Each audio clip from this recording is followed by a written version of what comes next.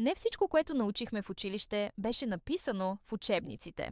Някои от най-важните уроци идват не от страниците на тетрадките, а от случките между чиновете, от думите на учителите, от приятелствата и дори от белите, които правехме.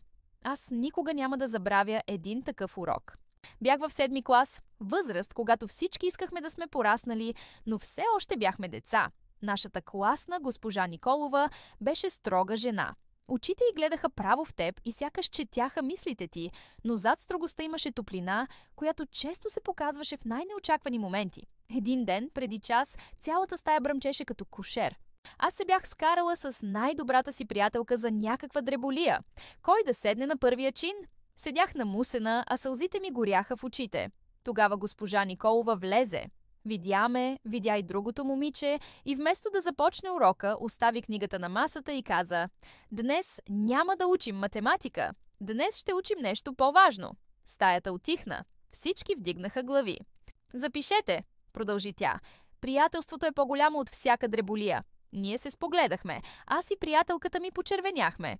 „В живота, деца“, каза тя, „ще имате много уравнения за решаване. Някои ще са трудни, други лесни. Но няма по-трудно уравнение от това да запазите човека до себе си.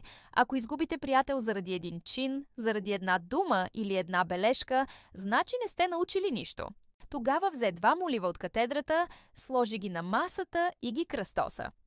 Виждате ли? Един молив лесно се чупи. 2 – по-трудно.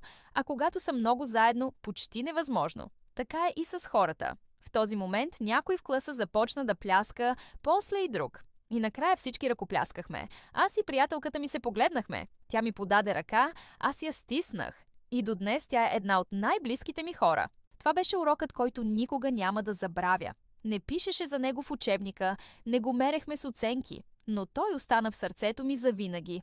Години по-късно, когато животът ме изправи пред трудни моменти, аз често си спомнях за тези думи. За моливите, за уравненията на живота, за онзи час без математика. И разбрах, училището не ни дава само знания, то ни учи как да бъдем хора, как да пазим приятелството, как да уважаваме учителите си, как да не губим себе си дори в най-трудните уроци, защото някои уроци се пишат с тебешир, а други с любов. И вторите са тези, които остават за цял живот.